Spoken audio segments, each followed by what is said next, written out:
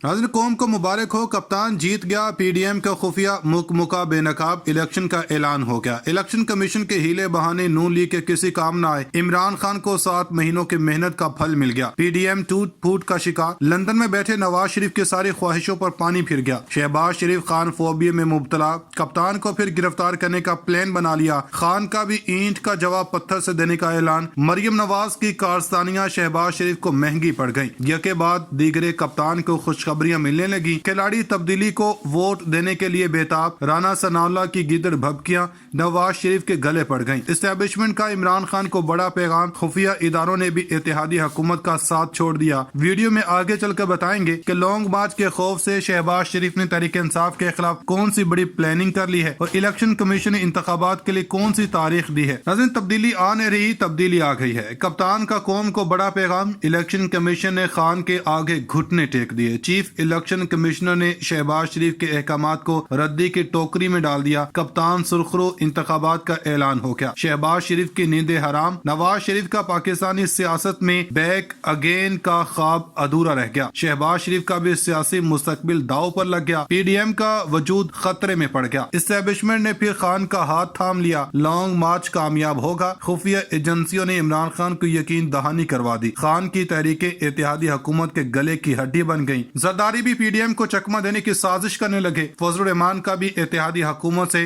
Walkout का India. Video में आगे जाकर आपको ये भी बताएंगे कि आखिर इमरान खान ने कैसे इस हुकूमत को घुटने टेकने पर मजबूर किया और इलेक्शन कमीशन ने आखिरकार घुटने टेकते हुए इलेक्शन का ऐलान कर ही दिया। नाज़रीन, इलेक्शन कमीशन ने इम्पोर्टेड सरकार के किन अहकामात को पांव तले रौंद कर इंतखाबात का ऐलान किया है और शहबाज शरीफ ने खान के लॉन्ग मार्च को रोकने के लिए कौन सा हरबा अपनाने का सोचा है और इस्टेब्लिशमेंट ने कप्तान को क्या पैगाम भेजा है। ये सब बताने से पहले हम आपको बताते चले कि इमरान खान ने अपने खिलाफ अदम एतमाद की तहरीक की कामयाबी और वज़ीर आज़म के मनसब से फारिग होने के बाद से पीडीएम के खिलाफ जो बयानियां अपनी जारहाना तकारीर में अपनाया हुआ है, इसका कोई तोड़ ताहाल पीडीएम की तमाम जमातें नहीं कर सकी।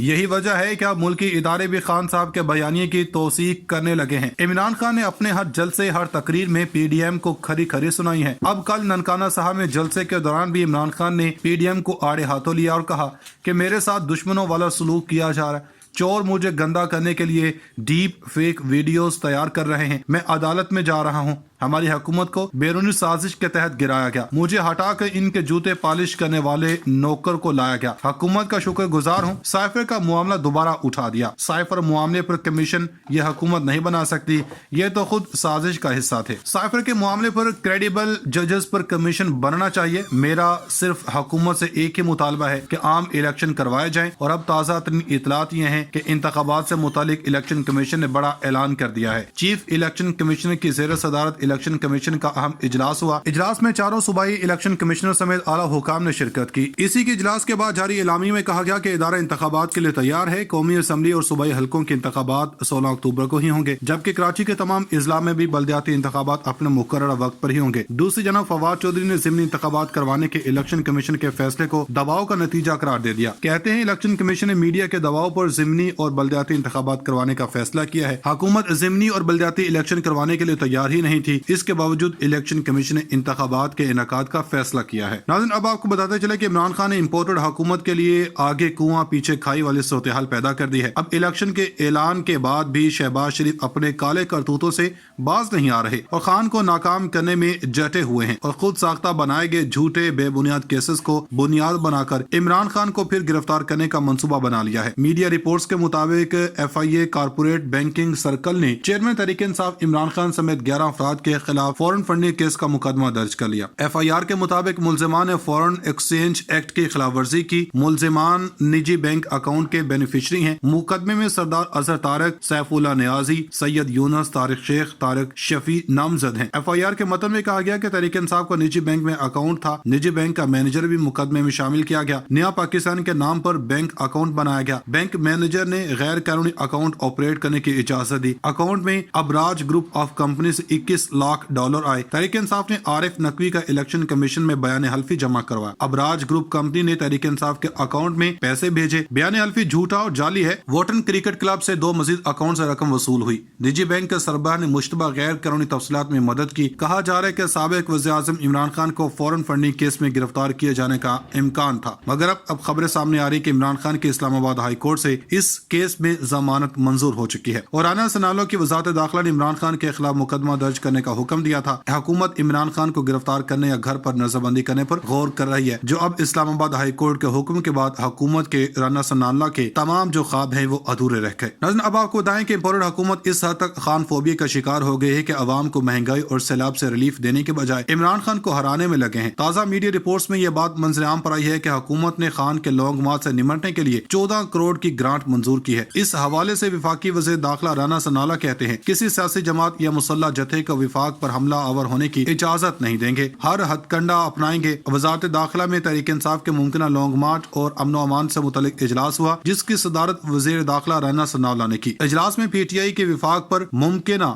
चढ़ाई के हवाले से हिकमत अमली पर गौर किया गया, जबकि शुरका ने विफाक पर मुमकिन हमले की सूरत में आइन और कानून के मुकम्मल पासदारी की यकीन दहानी करवाई। राना सनाला ने कहा कि विफाक पर चढ़ाई का गैर कानूनी इकदाम रोकना सूबाई हुकूमतों की जिम्मेदारी है। सूबों गिलगित बल्तिस्तान और आजाद कश्मीर के IGs और चीफ सेक्रेटरीज कानून की पासदारी यकीनी बनाए। किसी सियासी जमात, ग्रोह या मुसल्लह जत्थे को विफाक पर हमला आवर होने की इजाजत नहीं देंगे। रियासत को किसी ग्रोह या मुसल्लह जत्थे के हाथों यरगुमाल नहीं होने देंगे। विफाक और इसकी इकाइयां ऐसे गैर आईनी इकदाम को रोकने की पेशबंदी करेंगे। दावे किए जा रहे हैं कि नवाज शरीफ ने फलां का नाम ले दिया, आर्मी चीफ किसी और को चीफ चाहते हैं। इसके साथ ही साथ एस्टेब्लिशमेंट के साथ नवाज शरीफ की डील पर खुलकर बात होना शुरू हो चुकी है। नवाज शरीफ ने जो चीजें हुई, इनकलाबी प्रेस कॉन्फ्रेंस हुई, ये दिल से दिल की गुफ्तगू का भांडा फोड़ेंगे और इमरान खान के लिए एक नया मौका पैदा हो चुका है। ये सारी पेशरफ्त है। सबसे पहले नवाज शरीफ ने हार्ट टू हार्ट एक खिताब किया। गुज़श्ता भी इससे पहले भी मुलाकातें होती रही। एक इन्होंने अपनी मुलाकात की, इसमें मखसूस सहाफी बुलवाए, वो खुद शूट की और एडिट करके लगाएंगे। इस वीडियो में एडिट क्या करना है और अपने दरबारी सहाफियों के साथ दिल की बातें की। ये किसी के ऊपर इल्जाम लगाने की बात नहीं है, जाहिरी बात है ये होते हैं, ऐसे ही हैं। नवाज शरीफ ने इन्हें बुलाया, नवाज शरीफ ने गुफ्तगू की और फिर इसे एडिट किया गया और फिर पाकिस्तान के तमाम तर टीवी चैनल्स पर इसको लाइव दिखाया गया। पैमरा से सिर्फ इतनी दरख्वास्त है कि नवाज शरीफ की तकरीर रोक नहीं सकते, लेकिन कम से कम वो जो नोटिफिकेशन था कि कोई सजा याफ्ता मुजरिम टीवी पर नहीं आ सकता, वो नोटिफिकेशन वापस ले लें, क्योंकि अभी तक वो मुजरिम ही है। कम से कम कानून का थोड़ा सा भरम रह जाए, ज्यादा मजाक ना उड़े,